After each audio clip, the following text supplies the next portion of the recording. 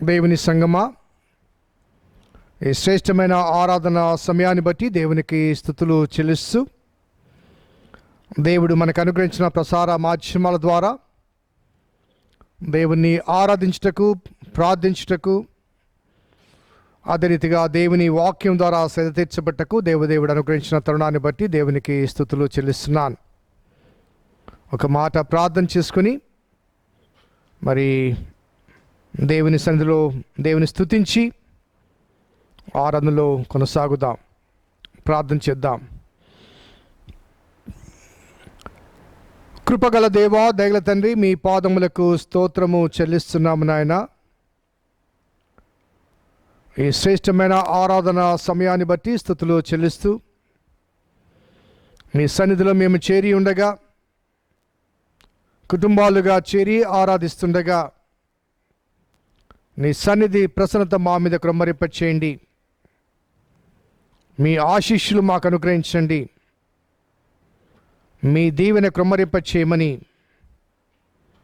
ఈ ఆరాధన ఆది నుంచి అంతం వరకు మీ కృపా సహాయం అనుగ్రహించమని మా రక్షకుడైన యేసు నామమున అడిగి వేడుకొంచున్నాం తండ్రి. ఆమెన్. మొదటిగా మనమందరం కలిసి ఆంధ్ర క్రైస్తవ కీర్తన పుస్తకంలో 166వ కీర్తన, యేసునాథ యేసురాజా నీదు ప్రేమ అనే కీర్తన పాడుకుందాం. యేసురాజా నీదు ప్రేమ ఎంచతరము కాదయా. 166వ కీర్తన. యేసురాజా నీదు ప్రేమ ఎంచతరము కాదయా, దోషినైన నన్ను బ్రోవా నీదు ప్రాణమిడితివా, దోషినైన నన్ను బ్రోవా నీదు ప్రాణమిడితివా. యేసురాజా నీదు ప్రేమ మంచివాని కొరకు నొకడు మరణముందుటరుదుగా, మంచి వాని కొరకు నొకడు మరణముందుటరుదుగా, అంచితమగు ప్రేమ చేత మించి గాయములొందినా, అంచితమగు ప్రేమ చేత మించి గాయములొందినా. యేసురాజా నీదు ప్రేమ చేయరాని దుష్కర్మములు చేసినే చెడి ఉండగా, చేయరాని దుష్కర్మములు చేసినే చెడి ఉండగా, అయ్యో మ్రాను మీదికీవు ఇయ్యకుని మోసితివా, అయ్యో మ్రాను మీదికీవు ఇయ్యకుని మోసితివా. యేసురాజా నీదు ప్రేమ గెత్సేమనే వనములోకి చొచ్చి తండ్రికి చిత్తమై, గెత్సేమనే వనములోనికి చొచ్చి తండ్రికి చిత్తమై, ఇచ్చిన శ్రమల పాత్రన్ పుచ్చుకొని భరించిన, ఇచ్చిన శ్రమల పాత్రన్ పుచ్చుకొని భరించిన. యేసురాజా నీదు ప్రేమ హస్తము పాదము ప్రక్కలు మస్తకపు గాయములతో, హస్తము పాదము ప్రక్కలు మస్తకపు గాయములలో విస్తరించి చిందె నీ ప్రశస్త రక్తమంతయు విస్తరించి చిందె నీ ప్రశస్త రక్తమంతయు యేసురాజా నీదు ప్రేమ కొండ మీద నిన్ను చూడ గుండెలదరిపోవునే కొండ మీద నిన్ను చూడ గుండెలదరిపోవునే నిండు ప్రేమ చేతనావగు మెందు బాధలనోచిన నిండు ప్రేమ చేతనావగు మెందు బాధలనోచిన యేసురాజా నీదు ప్రేమ మరువలేను నీదు ప్రేమ మరణ పర్యంతంబునా మరువలేను నీదు ప్రేమ మరణ పర్యంతంబునా నరక బాధలన్నీ నీవా కొరతపై వహించిన నరక బాధలన్నీ నీవా కొరతపై వహించిన యేసురాజా నీదు ప్రేమ నిన్ను తలచ నా నిరీక్షణ ఉన్నతముగా నుండును నిన్ను తలచ నా నిరీక్షణ ఉన్నతముగా నుండును ఎన్నడూ నీ మహిమను నా కన్నులార చూతును ఎన్నడూ నీ మహిమను నా కన్నులార చూతును యేసురాజా నీదు ప్రేమ నెంచతరము కాదయా దోషినైన నన్ను బ్రోవా నీదు ప్రాణమిడితివా దోషినైన నన్ను బ్రోవా నీదు ప్రాణమిడితివా దోషినైన నన్ను ప్రోవా నీదు ప్రాణమిడితివా.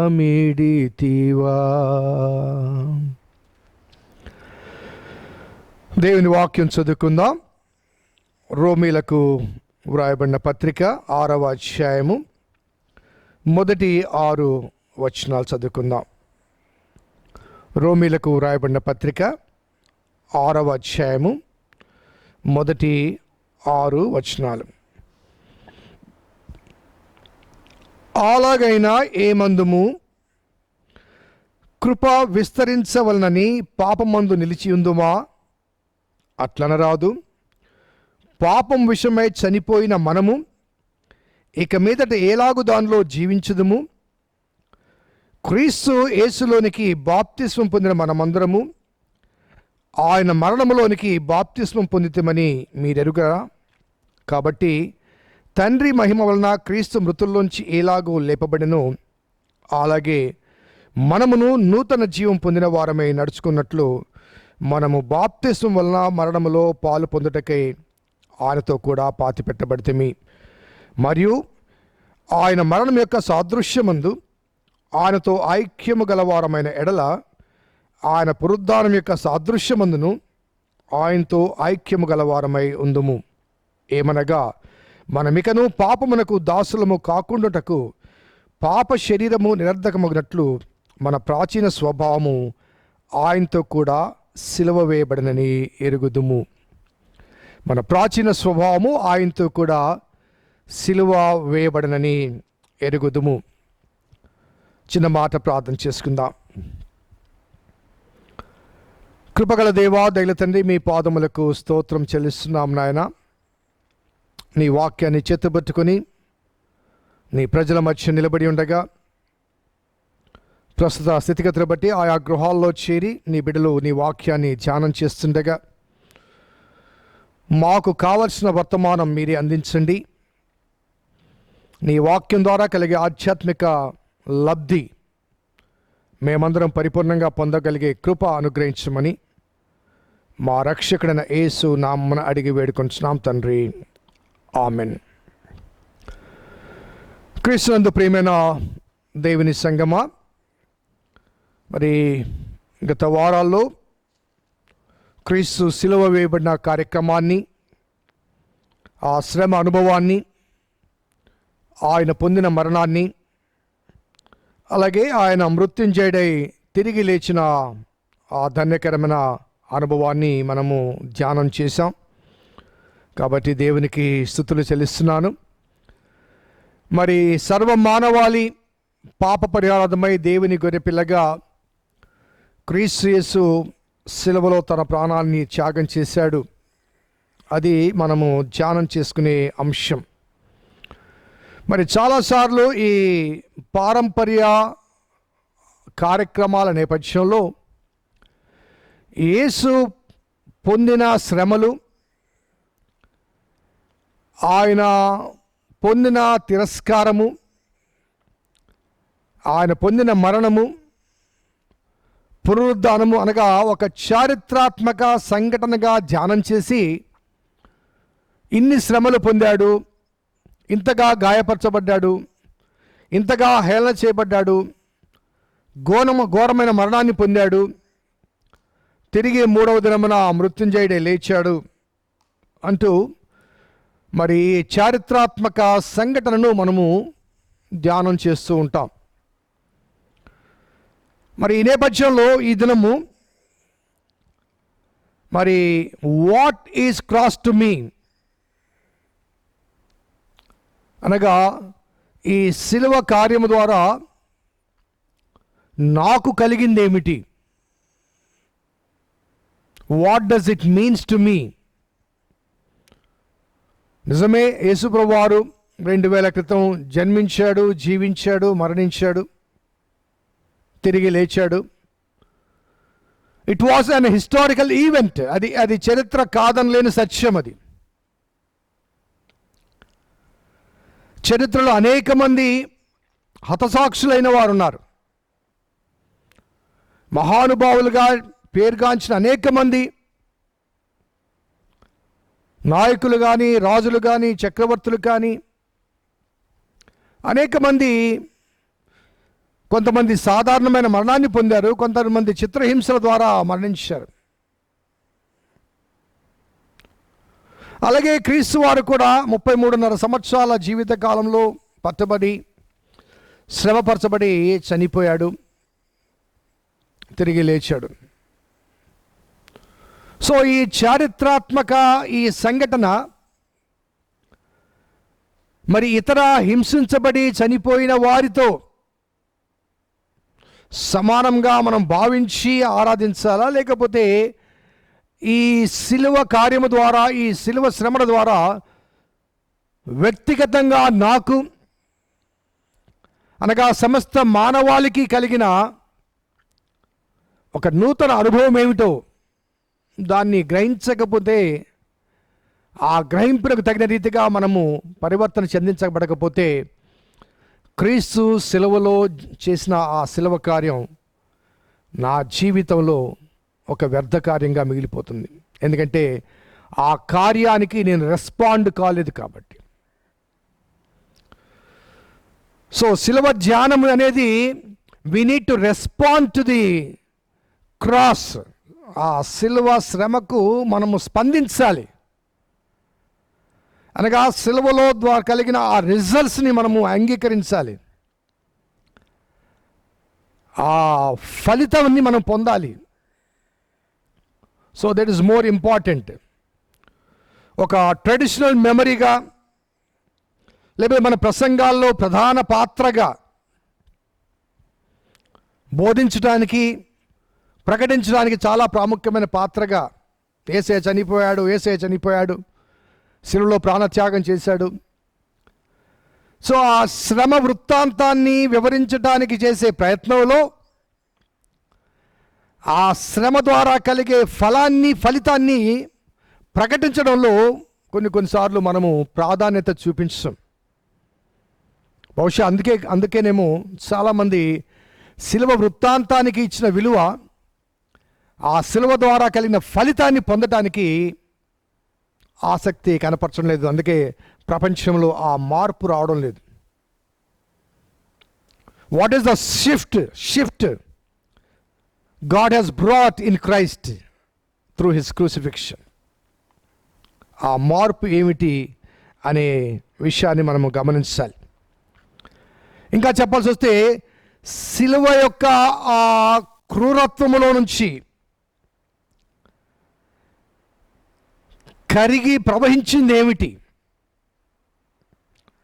లేకపోతే ఆ కల్వరి కఠిన శిల ఆ శిలువ కార్యాన్ని భరించినప్పుడు అది బ్రద్దలవగా ఆ శిలువలోంచి ప్రవహించిన కరుణా రసాన్ని, ఆ కరుణా ప్రవాహాన్ని మనము స్వీకరించాలి, దాహాన్ని తీర్చుకోవాలి. కాబట్టి we need to understand what is cross to me personally. ప్రవచనంలో యెషయా భక్తుడు 53వ అధ్యాయంలో అంటాడు, ఆయన పొందిన దెబ్బల చేత మనకు స్వస్థత కలుగుతున్నది, జనుల అతిక్రమమును బట్టి అతడు మొత్తబడెను కదా. ఆయన పొందిన దెబ్బల చేత మనకు స్వస్థత కలుగుతున్నది. ఆయన తృణీకరించబడినవాడు, ఆయన నలగగొట్టుటకు యెహోవాకు ఇష్టమాయెను. అనగా ఈ సఫరింగ్ ఆస్పెక్ట్ అంతా కూడా ఒక డివైన్ అప్రూవల్ చేత జరిగించబడింది. Then why? ఎందుకొరకు? ఆయన పొందిన దెబ్బల చేత మనకు స్వస్థత కలుగుతున్నది, అనగా ఒక హీలింగ్, ఒక స్వస్థత మనకు కలుగుతుంది ఆ శ్రమ ద్వారా. మరి ఆ స్వస్థత ఏంటి? ఆ ఆరోగ్యం ఏంటి? ఆ నూతన జీవిత అనుభవాలు ఏమిటి? ఒకసారి మనం జ్ఞాపకం చేసుకోవాలి. నేను మరొకసారి జ్ఞాపకం చేస్తున్నాను. ఆజ్ఞాతిక్రమమే పాపము, పాపము వలన వచ్చు జీతము మరణము, ఏ భేదము లేదు, అందరూ పాపము చేసి దేవుడు అనుగ్రహించు మహిమను పొందలేకపోతున్నారు. In such situation God sent his only son. ఆజ్ఞాతిక్రమం పాపమై ఉండగా, పాపం వలన వచ్చు జీతం మరణమై ఉండగా, ఏ భేదము లేదు, అందరూ పాపం చేసి దేవుడు అనుగ్రహించి మహిమను పొందలేని స్థితిగతుల మధ్య ఉండగా దేవుడు తన కుమారుణ్ణి మన మధ్యకు పంపించాడు. యోహాను 3:16 మనకు తెలుసు కదండి. దేవుడు లోకమును ఎంతో ప్రేమించెను. ఎంతగా ప్రేమించాడంటే, కాగా ఆయన తన కుమారుని యందు విశ్వాసముంచు ప్రతివాడును నశింపక నిత్యజీవం పొందినట్లుగా ఆయన అనుగ్రహించాడు. So the suffering and death of Jesus Christ was an approval of God the father. ఎందు నిమిత్తం అంటే కొరింథీయులకు రాసిన పత్రిక 2వ పత్రిక 5వ అధ్యాయం 19-21లో, 2 Corinthians 5:19 and 20లో, దేవుడు వారి అపరాధములను వారిపై మోపక క్రీస్తునందు లోకమును తనతో సమాధాన పరచుకొనుచు మనము ఆయనందు నీతి అగునట్లు పాపమెరుగని ఆయనను మన కోసము పాపముగా చేసెను. చాలా స్పష్టంగా చెప్పబడ్డ మాట అంటే, the suffering and death of Christ by the approval of God the father. ఎందుకంటే దేవుడు వారి అపరాధములను వారి మీద మోపక, దేవుడు వారి పాపమును వారి మీద మోపక, పాపం వల్ల వచ్చి జీతం మరణమైతే అందరూ పాపము చేసి దేవుడు అనుగ్రహించి మహిమను పొందలేకపోతున్నారంటే, ఆ పాపాన్ని, ఆ అపరాధాన్ని మన మీద మోపక క్రీస్తునందు లోకమును తనతో సమాధానపరుచుకున్నటకు మనం ఆయనందు దేవుని నీతి, అనగా నీతి అంటే రైచియస్నెస్ అంటే రైట్ రిలేషన్షిప్ విత్ గాడ్, అనగా క్రీస్తు ద్వారా దేవునితో సరి అయిన సంబంధం కలిగి ఉండటానికి మన పాపపు అపరాధాన్ని మన మీద మోపక ఆ అపరాధాన్ని క్రీస్తు మీద మోపి క్రీస్తును శిలువ మరణానికి అప్పగించి ఆ పాపంలో నుంచి మనల్ని విడిపింపు చేసి ఆ క్రీస్తును, అనగా విడిపించిన క్రీస్తుని బట్టి దేవునితో సమాధానపరచుటకు మనల్ని దేవుని నీతి అగునట్లుగా పాపమెరుగని క్రీస్తు పాపముగా చేయబడ్డాడు. సో స్పష్టంగా చెప్పబడ్డ ఒక విషయం ఏంటంటే, మనము పాపులమై ఉండి మరణములోనికి వెళ్ళుచుండగా ఆ మరణం నుంచి తప్పించడానికి క్రీస్తును మరణపు స్థితిలోనికి దేవుడు నడిపించాడు. ఇక్కడ మరణం అనే విషయం గురించి ఒక చిన్న విషయం చెప్తాను. ఈనాడు ఉన్నటువంటి ఈ కరోనా, ఈ ప్రపంచాన్ని, లేకపోతే ఈ మహమ్మారి, దీని ద్వారా అనేక మంది చనిపోతున్నారు. కొన్ని లక్షల మందికి ఈ వ్యాధి వ్యాప్తించింది. ప్రపంచమంతా గడగడలాడిపోతుంది. ఎందుకు గడగడలాడిపోతుందంటే ఈ వ్యాధి వారిని మరణింపచేస్తుంది. ఎవరు ఏ రీతిగా చనిపోతారో తెలియదు, అనగా మరణమనే ఒక భయము, లేకపోతే మరణమనే ఒక భయంకరత్వము మనిషిని ఆవరించి చనిపోతామే చనిపోతామే చనిపోతామే అనే భయముతో ఉన్నారు. ఒక మాటలు చెప్పంటే the most disturbing and pathetic issue on this earth, ఈ ప్రపంచంలో మనిషిని బాగా డిస్టర్బ్ చేసేది, చాలా బాధకరమైన వేదన ఏంటంటే ద ప్రాబ్లమ్ ఆఫ్ డెత్, మరణమనే ఆ సమస్య. అది ఒక బాధాకరమైన వాస్తవం ఇది.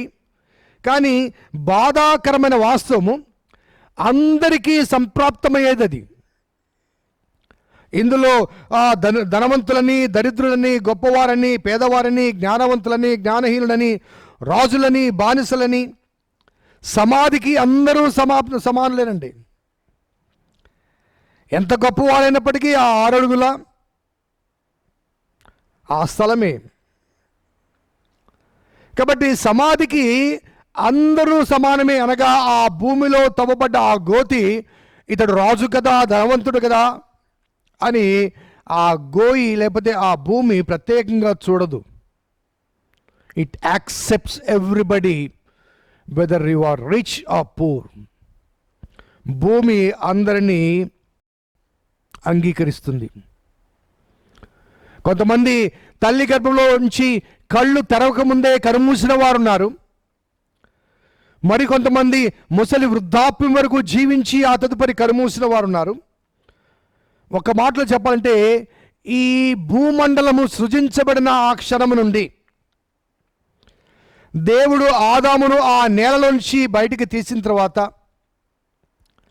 మరి ఆదాము కాలం నుండి మనం గమనిస్తే ఎన్ని కోట్ల మంది చనిపోయారో, ఎన్ని కోట్ల మంది మరి సమాధి చేయబడ్డారో, సృష్టి ఆరంభం మొదలుకొని మరి నేటి కాలానికి మనము ఒక గీత గీస్తే నేటి కాలం వరకు ఎంతమంది ఈ ప్రపంచంలో జన్మించారో అంతమందిని తిరిగి ఆ భూమి తనలో దాచుకుంది. The earth is accepting every human being who died on the earth. ఇంకొక మాటలో చెప్పాలంటే తాను బ్రతికిన కాలంలో భూమి మీద నిలబడిన వ్యక్తి చనిపోగానే భూమిలో దాచబడతాడు. ఇంకొక మాటలో చెప్పాలంటే ఆ భూమి తన గర్భములో దాచుకుంటుంది, అంగీకరిస్తుంది, యాక్సెప్ట్ చేస్తుంది. అవి ఆది దంపతుల అవిధేయత ఫలితముగా పాపము, తద్వారా మరణం కనుక దేవుడు మట్టిని తీసుకొని ఆ మట్టిలో నుంచి తన పోలిక చొప్పున తన స్వరూపమందు మనిషిని నిర్మించాడు. అనగా ఈ భూమిలో నుండి, ఈ మట్టిలో నుంచి, ఈ నేలలో నుంచి దేవుడు మనిషిని నిర్మించాడు. అదే మనిషి పాపము చేసి ఆజ్ఞాతిక్రమం ద్వారా మరణాన్ని తెచ్చుకుంటే అదే మనిషిని ఈ భూమి, ఈ నేల తనలో కలుపుకుంటుంది, నిర్మూలిస్తుంది తన శరీరాన్ని. ఆదాముతో అన్నాడు, నువ్వు మన్నే కనుక మన్నైపోతావని. కాబట్టి మట్టిలోంచి మనిషిగా రూపకల్పన చేయబడింది మనిషి, చేసింది దేవుడు.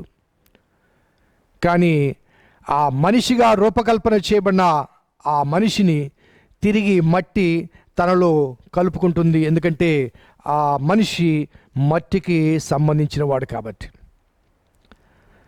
కొంతకాలానికి ఆ అవశేషాలు ఏమీ కనిపించవు. ఇందాక చెప్పాను, ఈ భూమండలములో మరి సృజించబడిన నాటి నుంచి ఎన్ని వేల కోట్ల మంది జన్మించారో, జీవించారో, అంతమందికి కూడా ఈ భూమండలం అంతా కలిసి ఒక సమాధి.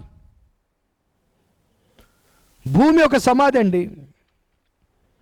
నీవు నేను నిలిచి ఉన్న ఈ స్థలం కానీ, మనము నిర్మించుకున్న రాజ సౌధవాలు కానీ, లేకపోతే పెద్ద పెద్ద బంగళాలు కానీ, నిర్మాణాలు కానీ, వాటి కింద ఎన్ని శవాలు పాతిపెట్టబడ్డాయో, ఈ భూమి పుట్టినప్పటి నుంచి ఈ భూగర్భంలో ఎన్ని శవాలు దాచబడ్డాయో, ఇంకొక మాటలో చెప్పాలంటే సమాధుల్లో మనం నివసిస్తున్నాం, సమాధుల పైన నివసిస్తున్నాం. నీవు నిలిచి ఉన్న ఈ స్థలము కింద అనేక మంది పాతిపెట్టబడ్డారు. అనేక వేల మంది, అనేక లక్షల మంది పాతిపెట్టబడ్డారు. ఈ భూమండలమే ఒక సమాధి. ఎంతమంది చనిపోయినా కాదు అందు, లేదు అనదు, స్థలం లేదని చెప్పదు. It accepts everybody. ఈ భూమి అనే ఓ సమాధి అందరినీ అంగీకరిస్తుంది, ఎంతమంది అయినప్పటికీ, ఎన్ని వేలమైనప్పుడు. ఎందుకంటే అందరూ ఈ నేలలోంచి తీయబడ్డారు కాబట్టి నేల తన వాణ్ణి, తన దానిని తిరిగి అంగీకరిస్తుంది. నేల బరువు పెరగదు, భారం పెరగదు, వెయిట్ పెరగదు. Because every human beings are framed from this earth. So ఈ సమయంలో ఇటువంటి భయంకరమైన ఈ భూమండలంలో జీవిస్తూ మరి నేల నుంచి తీయబడిన వాడు నేలలోకి కలిసిపోతుంటే, ఈ రొటీన్ అనుభవంలోంచి దేవుడు తన దయా సంకల్పాన్ని బట్టి ఈ మనిషిని ఈ మరణమనే భయంకరత్వంలోంచి విడిపించటానికి దేవుడు ఒక ప్రణాళిక చేశాడు. సిలువలో యేసుప్రభువారు చేసిన క్రియ ఏంటంటే టు డిస్ట్రాయ్ ద డెత్. మరణాన్ని మరణింప చేయటానికి దేవుడు చేసిన ప్రయత్నం.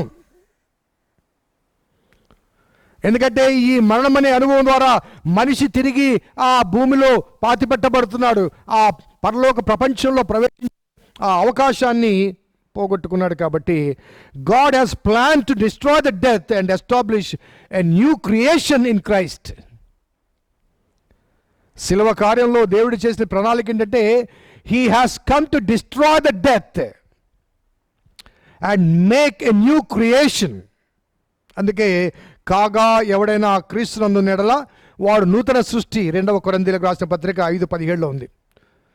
ఈ పాతవి గతించను, ఇదిగో సమస్తము క్రొత్తవాయను. అనగా ఏ మట్టి నుంచి మానవుడు తీయబడ్డాడో, ఏ మానవుడైతే పాపాన్ని కోరుకున్నాడో, ఆ పాపం ద్వారా మరణాన్ని పొందుతున్నాడు, ఆ మరణమనే భయంకరత్వంలోంచి మనిషిని విడిపించడానికి తాను మరణం పొంది మళ్ళీ విడిపించాడు. He has made as a new creation.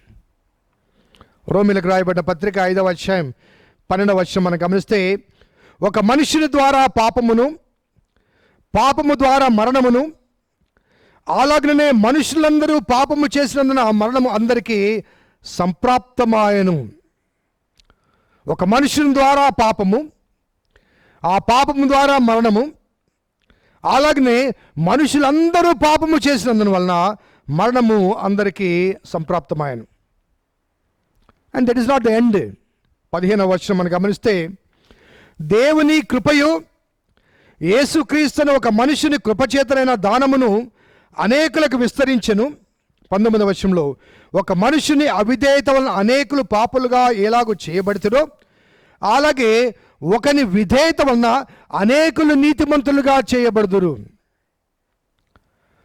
So మనిషి యొక్క ప్యాథటిక్ స్థితి అనేది 12వ వచనంలో తెలియజేస్తూ పౌలు భక్తుడు అంటాడు, మరి ఒక మనుషుని ద్వారా పాపం ద్వారా మరణము, అదే రీతిగా అందరూ పాపము చేశారు, అందరికీ మరణం సంప్రాప్తమైంది అంటూ, మరి 15వ వచనంలో దేవుని కృప యేసుక్రీస్తును ఒక మనుషుని కృపచేతనైన దానము అనేకులకు విస్తరించింది. ఆ దానం ఏంటంటే, ఒక మనుషుని అవిధేయత వలన అనేకులు పాపులుగా ఎలాగో చేయబడుతురో అలాగే ఒకరి విధేయత వలన అనేకులు నీతిమంతులుగా చేయబడుదురు. సో అల్టిమేట్లీ దేవుడు క్రీస్తు ద్వారా జరిగించిన కృపా రక్షణ కార్యము సిలువలో నెరవేరింది. సిలువ క్రీస్తు మరణానికి సూచన, సంకేతం మాత్రమే కాదు. కేవలము 2000 సంవత్సరాల క్రితం యేసు ప్రభు వారు సిలువలో చనిపోయారు కాబట్టి ఆ సిలువ అనగానే యేసు మరణం జ్ఞాపకం రావడం కాదు. ఆ సిలువ కేవలము ఆయన మరణానికి సూచనగా, సంకేతంగా మాత్రమే కాదు, పాపపు మరణానికి, అనగా the death of the sin, పాపిని పాపములో నుంచి విడిపింపచేసి పాపాన్ని మరణింపచేసి పాపము ద్వారా కలిగే ఆ మరణాన్ని శాశ్వతంగా నిర్మూలింపచేశాడు యేసుక్రీస్తు వారు. కనుక సిలువ కార్యం ద్వారా మనిషి పాపమునకు మృతమై విమోచన పొందాడు. పాపం ద్వారా మరణించవలసిన వ్యక్తి క్రీస్తు సిలువ ద్వారా పాపానికి మృతమయ్యాడు. అర్థం కాలేదా? పాపం వలన వచ్చు జీతం మరణము, అనగా పాపము ద్వారా మరణించవలసిన మనిషి క్రీస్తు ద్వారా జరిగించిన ఈ కృపారక్షణ కార్యాన్ని బట్టి పాపం ద్వారా తాను మరణించకుండా పాపాన్ని మరణింపచేశాడు. అనగా తాను పాపానికి మరణించాడు. అనగా పాపము తన దరికి చేరకుండా ఆ పాపానికి తాను మరణించాడు. ఎందుకంటే పాప మరణాన్ని తాను పొందాడు.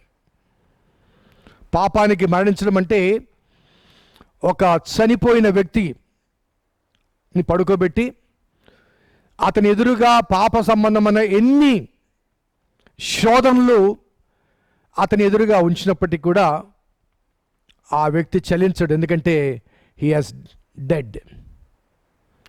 అనగా పాపానికి ప్రలోభించే ఎన్ని క్రియలు అతని ముందుగా జరిగించినా, ఆకర్షించడానికి ఎన్ని ప్రయత్నాలు చేసినా, because is dead he cannot be attracted to the sin. Whatever attempt you may do, because he is dead. So అదే రీతిగా క్రీస్తు యేసు వారు చేసింది ఏంటంటే పాపానికి మరణింప చేశాడు. పాపం ద్వారా కలిగే మరణం మనం పొందకుండా ఉండడానికి పాపానికి మనల్ని మరణింప చేశాడు. ఎందుకంటే ఆ పాప సంబంధమైన శోధన కానీ, పాప సంబంధమైన ఆలోచన కానీ, పాప సంబంధమైన వ్యసనాలు కానీ ఇవేవి కూడా నీలోనికి రాకుండా వాటికి నీకు మధ్య వాటిని మరణింపచేసి నిన్ను జీవింపచేశాడు. అందుకే రోమీలకు రాసిన పత్రిక 6వ అధ్యాయంలో ఇందాక చిన్న వాక్య భాగంలో 3వ వచనంలో ఆయన అన్నమాట గమనిస్తే, క్రీస్తు యేసులోనికి బాప్తిస్మం పొందిన మనమందరము ఆయన మరణములోనికి బాప్తిస్మం పొందుతామని మీరు ఎరగరా. 4వ వచనంలో, మనము బాప్తిస్మం వలన మరణములో పాలు పొందుటకై ఆయనతో కూడా పాతి పెట్టబడితిమి. క్రీస్తు యేసులోనికి బాప్తిస్మం పొందిన మనమందరము ఆయన మరణములోనికి బాప్తిస్మం పొందుతిమి అంటాడు. అనగా when Jesus was crucifying on the cross, యేసు శిలువ మీద ఆ మరణాన్ని పొందుతున్నప్పుడు మనము కూడా క్రీస్తు యేసులోనికి బాప్తిసం పొంది మనము కూడా మరణంలోనికి బాప్తిసం పొందాము అంటాడు. ఇంకా చెప్పాలంటే బ్యాప్టిజం అనే మాట యొక్క పదాన్ని మనం అర్థం చేసుకుంటే, బ్యాప్టిజం అంటే ఇమ్మర్స్, మునిగిపోవడం, కరిగిపోవడం, లీనమైపోవడం. నేను చాలాసార్లు ఈ మాట చెప్పాను కూడా. Baptism in Christ, baptism in his death, baptism in his resurrection. అనగా క్రీస్తులోనికి మనం బ్యాప్టిజం పొందినప్పుడు, ఆయన మరణంలోనికి మనం బ్యాప్టిజం పొందినప్పుడు, ఆ మనము కూడా అనే ఈ పదము దేన్ని తెలియజేస్తుందంటే, through the baptism into Christ, క్రీస్తులోనికి బ్యాప్టిజం పొందడం ద్వారా క్రీస్తులో మనం లీనమైపోతాం, క్రీస్తులో మనము కరిగిపోతాం, క్రీస్తులో ఐక్యపరచబడతాం. తద్వారా మన ఉనికి కనిపించదు, క్రీస్తు కనిపిస్తాడు. ఒక గ్లాస్ నీళ్ళలో చక్కెర కానీ లేకపోతే ఉప్పు కానీ వేస్తే అది కొద్ది సమయానికి గిరగిర తిప్పితే ఆ చక్కెర కరిగిపోతుంది, ఉప్పు కరిగిపోతుంది. ఆ చక్కెర ఆ ఉప్పు మరలా కనిపించదు.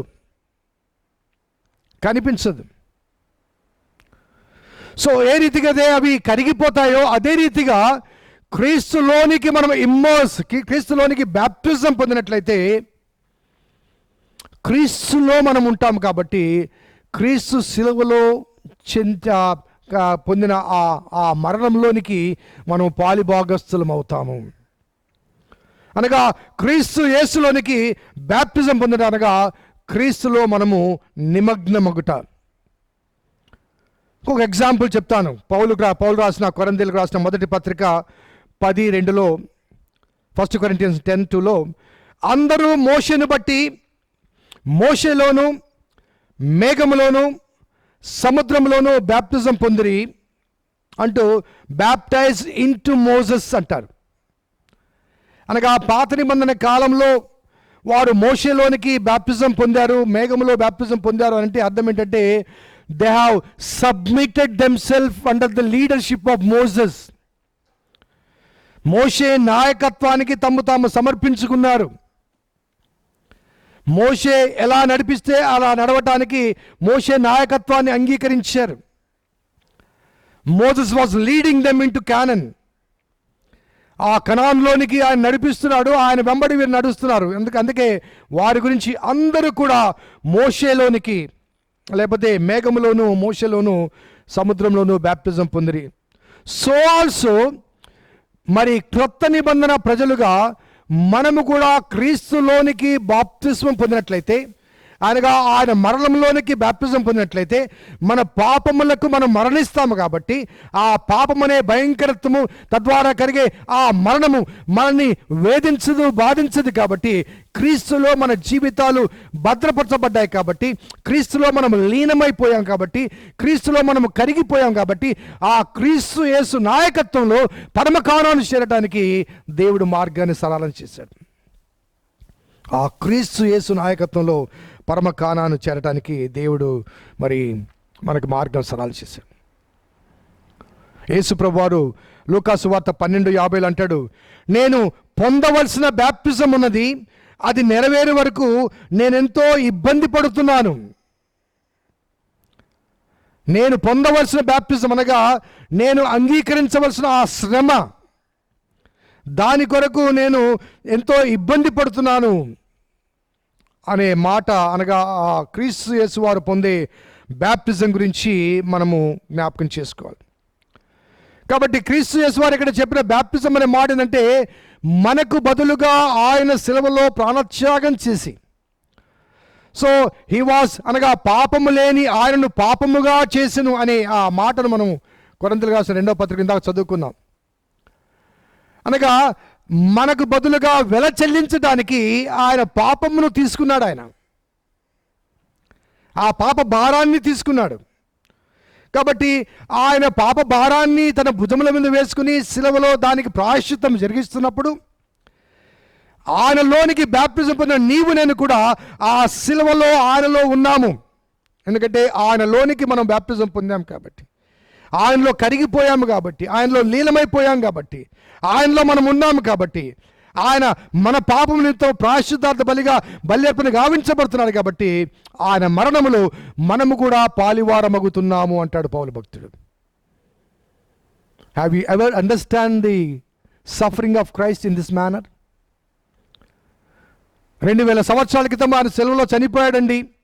శ్రమపరచబడ్డాడు, హింసించబడ్డాడు, తోలనాలబడ్డాడు, ఉమ్మివేయబడ్డాడు, రక్తం కారింది, భారమైన శిలువ మోసాడు, పక్కలో బల్లెపొట్టు, ఇవన్నీ మనం మాట్లాడుకుంటున్నాం.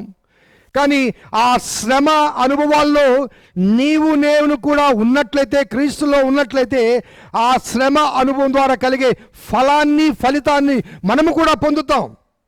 ఆ వాస్తవాన్ని మనము జ్ఞాపకం చేసుకోవాలి. అందుకే రోమా 6:3 క్రీస్తు యేసులోనికి బ్యాప్టిజం పొందిన, అనగా ఆయన మరణములోనికి బ్యాప్టిజం పొందిన వారు. తద్వారా మనకు కలిగే మరి ఆ విడుదల మనము ఇక్కడ గమనించినట్లయితే 6వ అధ్యాయంలోని 4వ వచనం నేను చదువుతాను, 3 చదువుతాను. క్రీస్తు యేసులోనికి బాప్తిసం పొందిన మనమందరము ఆయన మరణంలోనికి బాప్తిసం పొందుతామని మీరు ఎరుగరా? కాబట్టి తండ్రి మహిమ వలన క్రీస్తు మృతుల్లో నుంచి ఎలాగూ లేపబడినో అలాగే మనమును నూతన జీవం పొందిన వారమే నడుచుకున్నట్లు మనము బాప్తిసం వలన మరణములో పాలు పొందుటకై ఆయనతో కూడా పాతిపెట్టబడితిమి. మరియు ఆయన మరణం యొక్క సాదృశ్యమందు ఆయనతో కూడా ఐక్యము గల వారమైన ఎడల ఆయన పునరుద్ధానం యొక్క సాదృశ్యమందును ఆయనతో కూడా ఐక్యము గలవారమై ఉందుము. ఆ సిలువలో క్రీస్తులో నీవు నేను లీనమైపోయినప్పుడు, అనగా క్రీస్తులోనికి బాప్తిజం పొందినప్పుడు, ఆయన మరణంలోనికి కూడా మనం బాప్తిజం పొందిన వారమైతే, ఆయనతో కూడా మృతి చెందిన వారమైతే, ఎందుకంటే పాపమును భారముగా మోసుకొని ఆయన మృతి చెందాడు కాబట్టి మనము కూడా పాపమునకు క్రీస్తు యేసునందు మృతి చెందినట్లయితే, ఆయనకు రాయబడ్డ మాట ఆయన సాదృశ్యమందు, అనగా ఆయన మరణం యొక్క సాదృశ్యమందు 5వ వచనం మనము ఆయనతో ఐక్యము గలవారమైన ఆయన పునరుద్ధాన సాదృశ్యమందును. సో మరణంలోనేం కాదండి, ఆయన పునరుద్ధానం యొక్క సాదృశ్యమందును కూడా మనము లేపబడతాము, ఐక్యము గలవారమై ఉంటాము అనగా అని చెప్పి పౌలు భక్తుడు చెప్తున్నాడు. అనగా వీఆర్ ఇన్ క్రైస్ట్. క్రీస్తులో మనము ఐక్యపరచబడినప్పుడు ఆయన శ్రమలోను, ఆయన మరణంలోను, ఆయన సమాధిలోను, ఆయన పునరుద్ధానంలోను మనము సాదృశ్యరూపంగా ఐక్యపరచబడతాము అంటూ మరి గలతీయులకు రాసిన పత్రిక 3:27 ఆయన అంటాడు, క్రీస్తు యేసులోనికి బ్యాప్టిజం పొందిన మీరందరూ క్రీస్తును ధరించుకొని ఉన్నారు. క్రీస్తు యేసును బ్యాప్టిజం పొందిన మీరందరూ ఆయన్ను ధరించుకొని ఉన్నారు అంటూ మరి ఆ నూతన జీవిత అనుభవాన్ని మనకు అనుగ్రహిస్తాడు. అదే రీతిగా మరి క్రీస్తు సిలువబడిన క్రీస్తులో మనము కూడా మన జీవితాలు కూడా సమర్పించబడి ఆ సిలువ మరణం ద్వారా మనము కూడా పాపమునకు మృతమై ఆయన మృత్యుంజయుడే లేచినప్పుడు మనము కూడా నూతన జీవిత అనుభవంలోనికి మరి లేపబడ్డప్పుడు పౌలు భక్తుడు అంటాడు, గలతీయులకు రాసిన పత్రిక 2వ అధ్యాయము 20వ వచనంలో, గలతీయులకు రాసిన పత్రిక 2వ అధ్యాయము 20వ వచనంలో, నేను క్రీస్తుతో కూడా సిలువ వేయబడి ఉన్నాను. I'm crucified with Christ. నేను క్రీస్తుతో కూడా సిలువ వేయబడి ఉన్నాను, ఇకను జీవించువాడను నేను కాదు. చాలా చక్కని మాట. నేను నా పాప సంబంధమైన జీవితాన్ని క్రీస్తుకు సమర్పించినప్పుడు, ఆ సిలువ మరణములో మనము పాలిభాగస్థులమైనప్పుడు, ఐక్యపరచబడినప్పుడు, మరి ఆయనతో సమానంగా ఆయనతో పాటుగా మనం పాతి పెట్టబడ్డప్పుడు, ఆయనతో మృత్యుంజయుడై తిరిగి లేచినప్పుడు ఆయన చెప్పిన మాట ఏంటంటే, నేను క్రీస్తుతో సిలువ వేయబడ్డాను కాబట్టి నా పాత ఆదాము సంబంధమైన పాపపు జీవితము సమాధి చేయబడింది. ఇప్పుడు నేను క్రీస్తుతో కూడా లేపబడి ఉన్నాను కాబట్టి ఇకను జీవించువాడును నేను కాదు, క్రీస్తే నాయందు జీవిస్తున్నాడు. ఇంకా చక్కగా మీకు విశ్లేషించాలంటే, క్రీస్తు శిలువలో వేలాడుతున్నప్పుడు ఆయనలోనికి నీవు బ్యాప్టిజం పొంది ఆయనలో లీనమై నీ జీవితాన్ని ఆయనకు సమర్పించుకొని ఆయన మరణములో పాలిభాగస్థులైతే, ఆయన మృతి పొంది సమాధి చేయబడి తిరిగి లేచినప్పుడు ఆ మృత్యుంజయుడై పునరుద్ధానుడై లేచిన క్రీస్తు నీలో ఉంటాడు. ఆయన మరణములో నీవు ఆయనలో ఉంటే, ఆయన పునరుద్ధానములో ఆయన నీలో ఉంటాడు. అందుకే ఇక నువ్వు జీవించువాడు నేను కాదు, క్రీస్తే నాయందు జీవిస్తున్నాడు. ఎందుకంటే నేను క్రీస్తుతో కూడా సిలువ వేయబడ్డాను. నా పాత ఆదాము సంబంధమైన పాపపు జీవితాన్ని క్రీస్తుకు సమర్పించి, ఆ క్రీస్తులో పాత జీవితానికి సిలువ వేయబడి పాపానికి నేను మృతుడనై సమాధి చేయబడి తిరిగి క్రీస్తుతో కూడా లేపబడ్డప్పుడు, మరణములో ఆయనలో నేనుంటే జీవములో ఆయన నాలో ఉంటాడు. ఎంత చక్కని విశ్లేషణ అండి. ఆయన మరణములో నీవు ఆయనలో ఉంటే, మృత్యుంజయుడైన క్రీస్తు మరణంలోంచి నిన్ను లేపి ఆయన నీలో ఉంటాడంటూ, నేనిప్పుడు శరీరమందు జీవించుచున్న జీవితము నన్ను ప్రేమించి నా కొరకు తన్ను తాను అప్పగించుకున్న దేవుని కుమారుని విశ్వాసం వలన జీవిస్తున్నాను. ఇక నువ్వు జీవించువాడు నేను కాదు. ఇప్పుడు నేను జీవించే జీవితం నాది కాదు. ఎందుకంటే నన్ను ప్రేమించి నా కొరకు తన్ను తాను అప్పగించుకున్న దేవుని కుమారుని విశ్వాసాన్ని బట్టి జీవిస్తున్నానగా, Christ is dwelling in me because I dwelled in him when he was hanging on the cross. సిలువలో ఆయన వేలాడుతున్నప్పుడు నన్ను నేను ఆయనకు సమర్పించుకున్నాను కాబట్టి, ఆయనలోనికి బ్యాప్టిజం పొందాను కాబట్టి, ఆయనలో కరిగిపోయాను కాబట్టి, మరి ఆయనతో పాటుగా నా పాపము కూడా మృతం కాబట్టి, నా పాపానికి కూడా నేను మృతమైపోయాను కాబట్టి, ఆయన లేచినప్పుడు పాపము లేనివాడుగా నేను జీవించడానికి ఆయన నాలో స్థిరంగా నివసిస్తాడు అన్న వాస్తవాన్ని తెలియచేస్తాడు. So what we need to do then ఫిలిప్పీలకు రాసిన పత్రిక 3వ అధ్యాయం 10 నుంచి 11 వచనాలు గమనిస్తే, ఏ విధము చేతనైనను మృతుల్లో నుంచి నాకు పునరుద్ధానం కలగవలనని ఆయన మరణ విషయంలో సమానానుభవం గలవాడనై ఆయనను ఆయన పునరుద్ధాన బలమును ఎరుగు నిమిత్తము, ఆయన శ్రమలో పాలివాడగుట ఎట్టిదో ఎరుగు నిమిత్తము సమస్తము నష్టపరుచుకొని వాటిని పెంటతో సమానముగా ఎంచుకొనుచున్నాను. ఇక్కడ స్పష్టంగా క్లారిటీ లేకపోతే క్లియరెన్స్ మరి పాల్ చెప్తున్నాడు. అంటే ఏ విధము చేత నన్ను మృతుల్లోంచి నాకు పునరుద్ధానం కలగాలి అంటే at any cost I must be resurrected. ఎందుకంటే నాలో క్రీస్తు ఉండాలి. నాలో క్రీస్తు ఉండాలి అనంటే నేను ఏమి పొందాలంటే ఆయన మరణ విషయంలో సమాన అనుభవం గలవాడినై ఉండాలి. అదే రీతిగా ఆయన పునరుద్ధాన బలము ఎరుగు నిమిత్తము ఆయన శ్రమలన్నింటిలో పాలువాడిన కావాలి. అనగా క్రీస్తు శిలువలో ఆయన తన ప్రాణాలు త్యాగం చేస్తున్నప్పుడు ఆయనలో సమానానుభవం, అనగా ఆయనలో నేను లీనమైపోవాలి. ఆయన గాయాలు కలిగినప్పుడు నేను గాయపరచబడాలి. ఆయన శిలువలో సమానానుభవం గలవాడనై అగుటకు ఆయన పునరుద్ధాన బలం ఎరుగు నిమిత్తము ఆయన శ్రమలలో పాలుబాటునకు ఎటుతో ఎరుగు నిమిత్తము సమస్తము నష్టపరుచుకొని పెంటతో సమానంగా ఉన్నాను. అనగా when Jesus was hanging on the cross I must baptize into him. ఆయనలోనికి బ్యాప్టిజం పొందాలి. ఆ శిలువ శ్రమ ద్వారా కలిగే ఫలితాన్ని నేను పొందాలంటే ఆయనతో శ్రమలో ఆయన మరణంలో సమానానుభవం కలిగి ఉండటానికి ఆయనకి నేను నా జీవితాన్ని సమర్పించుకోవాలి. అప్పుడు ఆయన పునరుద్ధాన బలాన్ని నేను పొందుతాను అంటూ, కాబట్టి ఇవన్నీ సమస్తము పెంటతో సమానంగా విడిచిపెడుతున్నాను అంటాడు. సో నా కొరకు సిలువ బ్యాప్టిజం పొందిన క్రీస్తులోనికి నేను బ్యాప్టిజం పొందాలి, నన్ను నేను త్యజించాలి. అనగా ఈ పాప శరీరము నిరర్ధకం కావాలి అనగా this flesh is a waste to me, ఎందుకంటే ఇది మట్టిలోంచి తీయబడింది. ఈ భూమి ఎప్పటికైనా ఈ శరీరాన్ని తనలో దాచుకుంటుంది. ఈ భూమి ఎప్పటికైనా తనలో దాచుకుంటుంది. ఈ భూమండలం అనే ఒక సమాధిలో ఏనాటికైనా ఈ శరీరం పోతుంది. కాబట్టి ఆ భూమిలో నేను దాచబడకముందే, లేకపోతే ఆ భూమిలో నేను లీనమైపోకముందే, ఆ భూమిలో నేను కరిగిపోకముందే, నా అవశేషాలు ఏవి కనిపించకుండా భూమి నన్ను మాయం చేయకముందే నేను క్రీస్తులో కరిగిపోవాలి.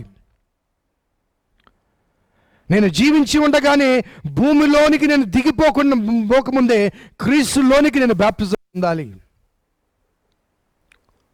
లేకపోతే భూమి తన సమాధిలోనికి నన్ను స్వాగతిస్తుంది. క్రీస్తునందు ప్రేమైన దేవుని బిడ్డలారా, ఆయన మరణములో మనం పాలిభాగస్థులం కాకపోతే పునరుద్ధానంలో పాలిభాగస్థులం కాదు. ఇక్కడ ఒక ప్రశ్న ఏంటంటే, ఆయన ఎప్పుడో చనిపోయాడు కదండి, మనం ఏ రీతిగా ఆయన మరణములో పాలిభాగస్థులు అవుతాం? క్రీస్తు శిలువలో చేసిన రక్షణ కార్యం కేవలము ఆయన జన్మించి జీవించిన కాలానికి మాత్రమే పరిమితం కాలేదండి. ఆ రక్షణ కార్యము సర్వ మానవాళికి, సర్వకాల సర్వ వ్యవస్థలందు సర్వ మానవాళికి సంబంధించింది. శిలువలో క్రీస్తును చూచినప్పుడు, ఆ శిలువలో వేలాడుతున్న ఆ క్రీస్తు దృశ్యాన్ని మనం చూచినప్పుడు, ఆయన వేదన మనం చూచినప్పుడు, ఆ వేదన నా కొరకే అనే భావనలో ప్రభు నా నిమిత్తం శ్రమపరచబడ్డావా అంటూ క్రీస్తు సమర్పించుకుంటే ఆ శ్రమ ద్వారా కలిగిన ఫలితాన్ని నీవు నేను పొందే అవకాశాలు ఉంటాయి. క్రీస్తు ఏ రీతిగా అయితే మన పాపం నిమిత్తమై మన పాప భారాన్ని మోసి మరి పాపముగా చేయబడి ఆ పాపాన్ని ఆ సిలువలో మరి మరణింప చేయడానికి సిలువలో వేలాడు, ఆ రీతిగా పాపానికి మనం మృతులము కావాలి. We must die to sin. మొన్న కూడా నేను చెప్పాను, we must die to sin before it kills us. పాపము మనల్ని చంపక ముందే మన పాపాన్ని చంపాలి.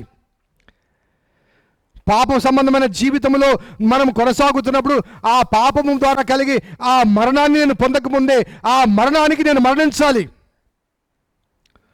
సో ఆ మరణం నన్ను మరణింప చేయకముందే ఆ మరణానికి మరణించాలి, క్రీస్తుకు జీవించాలి. అప్పుడు క్రీస్తులో జీవించే నిన్ను నన్ను ఆ మరణము ఆవరించదు, దరిచేరదు, భయపెట్టదు, బాధించదు. ఎందుకంటే క్రీస్తు యేసులోనికి నువ్వు బ్యాప్టిజం పొందినప్పుడు నువ్వు క్రీస్తు యేసులో ఉన్నావు. క్రీస్తు యేసులో నువ్వు ఉన్నావు కాబట్టి ఆ పునరుద్ధాన ప్రత్యక్షత యందు క్రీస్తు నీలో ఉన్నాడు కాబట్టి నీలో ఉన్న క్రీస్తును ఏ మరణము ఏమీ చేయలేదు. నీ దరికి రావాలని ప్రయత్నం చేసే ఏ మరణమైనప్పటికీ కూడా నీ దరికి రాగానే నీలో క్రీస్తు కనబడతాడు. మరణాన్ని జయించి తిరిగి లేచిన క్రీస్తును చూడగానే మరణం పారిపోతుంది, మరణం మాయమైపోతుంది, మరణం మరణిస్తుంది. You must realise the fact. కాబట్టి నిన్న నేడు నిరంతరం మారిన దేవుడు సర్వకాలానికి సంబంధించిన ఒకే ఒక శిలువ యాగాన్ని జరిగించి సర్వ మానవాళికి రక్షణ మార్గాన్ని తెరిచాడు. ఎఫెసీయులకు రాసిన పత్రిక 4వ అధ్యాయము 22-24 వచనాలు మనం గమనిస్తే, కాబట్టి మునుపటి ప్రవర్తన విషయంలోనైతే మోసకరమనుగు దురాశ వలన చెడిపోవు మీ ప్రాచీన స్వభావమును వదులుకొని దేవుని పోలికగా సృజించబడిన నవీన స్వభావాన్ని ధరించుకోండి. దేవుని పోలికగా అనగా మృత్యుంజయుడై లేచిన ఆ పునరుద్ధానాన్ని లేచిన క్రీస్తు యేసు స్వభావాన్ని ధరించుకోవాలి, అనగా క్రీస్తును ధరించుకోవాలి. శిలువలో క్రీస్తు నిన్ను ధరించుకున్నాడు, నిన్ను భరించాడు, నీ పాపాలు భరించాడు. కాబట్టి ఆ క్రీస్తు యేసును, ఆ మృత్యుంజయుడైన క్రీస్తు యేసును నీవు ధరించుకోవాలి, నీలో ఆయన కనిపించాలి. కాబట్టి క్రీస్తులో నీవు నేను భద్రపరచబడతాం. ఇంకొక మాటలో చెప్పాలంటే, పాతకాలంలో ఈ కోడ్లు పొదిగింప చేసేవారు గ్రామాల్లో. ఆ కోడి గుడ్డు పెట్టిన తర్వాత ఆ పొదుగుతున్న సమయంలో ఆ పొదిగే ఆ కోడి కింద భాగంలో కొన్ని గుడ్లు పెడతారు. ఆ కోడి పొదుగుతూ ఉంటుంది.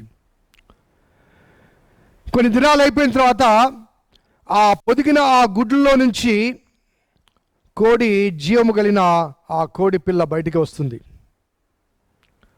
ఆ జీవము కలిగిన ఆ కోడి పిల్ల బయటికి రాగానే ఆ పెంకు అనగా అంతవరకు ఆ కోడి ఆ జీవాన్ని బంధించి ఉంచిన ఆ పెంకు విడిపోతుంది. ఆ పెంకుతో ఇక దేనికి ఎవరికి పనికిరాదు, దేనికి ఉపయోగం రాదు. ఈ శరీరం కూడా ఆ పెంకు లాంటిదే. క్రీస్తు యేసులోనికి నూతన జీవిగా, నూతన జన్మ అనుభవంలోనికి రాగలిగినప్పుడు, నూతన సృష్టిగా నీవు రాగలిగినప్పుడు, నూతన సృష్టిగా నీవు బయటికి రాగలిగినప్పుడు ఈ పెంకు, ఈ శరీరము పనికిరాని శరీరముగా పారవేయబడుతుంది. దానిలో ఎటువంటి ఉపయోగం లేదు. ఎందుకంటే నూతన జీవిగా, నూతన జన్మ అనుభవంలోనికి, నూతన సృష్టిగా బయటికి వచ్చావు కాబట్టి. అందుకే కాగా ఎవరైనా క్రీస్తునందున్న ఎడల వారు నూతన సృష్టి. మరలా జ్ఞాపకం చేస్తున్న పౌలు అంటాడు, నేను క్రీస్తుతో కూడా సిలువ వేయబడ్డాను. గలతీయులకు రాసిన పత్రిక 2:20 ఇక నువ్వు జీవించువాడు నేను కాదు, క్రీస్తే నా యందు జీవిస్తున్నాడు. I'm crucified with Christ. నేను జీవించువాడు నేను కాదు, క్రీస్తే నా యందు జీవిస్తున్నాడు. సో సిలువ నీ పాత రోత జీవితానికి సమాప్తి పలికి, క్రీస్తు యేసులో ఆయన పునరుద్ధాన ప్రత్యక్షతలో నూతన జీవితానికి నాంది పలుకుతుంది. ఇంకొక మాటలో చెప్పాలంటే, నీ పాత జీవితాన్ని క్రీస్తులోనికి బ్యాప్టిజం ద్వారా నువ్వు అందిస్తే, క్రీస్తులోనికి నువ్వు ఆ సిలువలో బ్యాప్టిజం పొందితే, ఆయన పునరుద్ధానంలో నీలో ఆయన జీవిస్తాడు. తద్వారా నేను సదాకాలము జీవించే అవకాశం కలుగుతుంది. సిలువను తేలికగా తీసుకోవద్దు, ఒక ఆచారంగా, ఒక సాంప్రదాయంగా, ఒక పండుగగా చేసుకోవద్దు. సిలువ వ్యక్తిగత జీవితానికి అన్వయించుకుని ఆ సిలువ శ్రమల్లో పాలివాడగుటకు క్రీస్తుకు నీవు సమర్పించుకోగలిగితే, నీ పాత పాపపు జీవితాన్ని, తద్వారా కలిగే మరణాన్ని సిలువలో ఆయన మరణింపచేసి మృత్యుంజయుడై లేచిన క్రీస్తు నీలో జీవిస్తూ నిన్ను నన్ను సదాకాలము జీవింపచేస్తాడు. అటువంటి కృప పరిశుద్ధాత్మ దేవుడు మనందరికీ అనుగ్రహించాలని కోరుకుంటున్నాను, ప్రార్థన చేస్తాను. కృపగల దేవా, దయల తండ్రి, మీ పాదములకు స్తోత్రము చెల్లిస్తున్నాం నాయన. ఈ శ్రేష్టమైన సిలువ అనుభవాన్ని మాకు జ్ఞాపకం చేశావు, స్తుతులు చెల్లిస్తున్నాం. సిలువలో ప్రభా నీలోనికి మేము బ్యాప్టిజం పొందినప్పుడు, నీ మరణంలోనికి మేము బ్యాప్టిజం పొందినప్పుడు, మా పాత ఆదాము సంబంధమైన పాపపు జీవితం అంతా మరణిస్తుంది, సమాధి చేయబడుతుంది. ఆ మృత్యుంజయుడైన క్రీస్తు లేపబడ్డప్పుడు, ఆ పునరుద్ధారణ క్రీస్తు మాలో సజీవుడిగా ఉంటాడు. తద్వారా మేము సజీవులం అవుతాం. కాబట్టి పాత ఆదాము నీలో సిలువ వేయబడాలి, నూతన ఆదాము నాలో స్థిరపరచబడాలి. ఒక ధన్యకరమైన జీవిత అనుభవాన్ని మాకు అనుగ్రహించారు, స్తుతులు చెల్లిస్తున్నాం. సాంప్రదాయబద్ధమైన ఒక పండుగగా, ఒక వేడుకగా, లేకపోతే ఒక శ్రమ అనుభవంగా సంవత్సరానికి ఒకసారి ధ్యానం చేసి విడిచిపెట్టే ఈ ప్రక్రియ కాకుండా, జీవితం ముగిసిన తర్వాత కూడా మరో ప్రపంచంలో మా జీవితాన్ని కొనసాగించే అద్భుతమైన అనుభవాన్ని మాకు అనుగ్రహించి, ఈ భూమండలం ఒక సమాధి ప్రభువా. ఎంతమంది జన్మించారో అంతమంది ఈ భూమిలో పాతిపెట్టబడుతున్నారు. ఎవరిని కాదనదు, ఎవరికి లేదనదు. అటువంటి మట్టి జీవిత అనుభవాలు మావి. కానీ రాకడ ప్రత్యక్షతలో నీ స్వరము వినిపించినప్పుడు, నీ స్వరము అనగా సమాధుల్లో ఉన్నవారు నీ స్వరము విన్నప్పుడు భూమి తన మృతులను అప్పగిస్తుందని చెప్పిన మాటలు జ్ఞాపకం చేసుకుంటూ, తాను మింగిన మృతులను భూమి తిరిగి కక్కుతుంది. ఆ ప్రత్యక్షతలో ఆ తీర్పు ప్రత్యక్షతలో దోషులుగా మేము నిలవబడి తీర్పు ఎదుట నిలబడకుండా జీవ పునరుద్ధానాన్ని పొందటానికి సజీవుడైన క్రీస్తును మేము ధరించుకున్నటకు, మాలో భరించుటకు మీ కృప అనుగ్రహించమని మా రక్షకుడైన యేసు నామమున అడిగి వేడుకొంచున్నాం తండ్రి. ఆమెన్. తండ్రి, కుమార, పరిశుద్ధాత్మ త్రియేక దేవుని దీవెన ఈ వాక్యం విన్న బిడ్డలకు, మా సంఘానికి సదాకాలము తోడేండును గాక. ఆమెన్. God bless you. దేవుడు మిమ్మల్ని దీవించును గాక.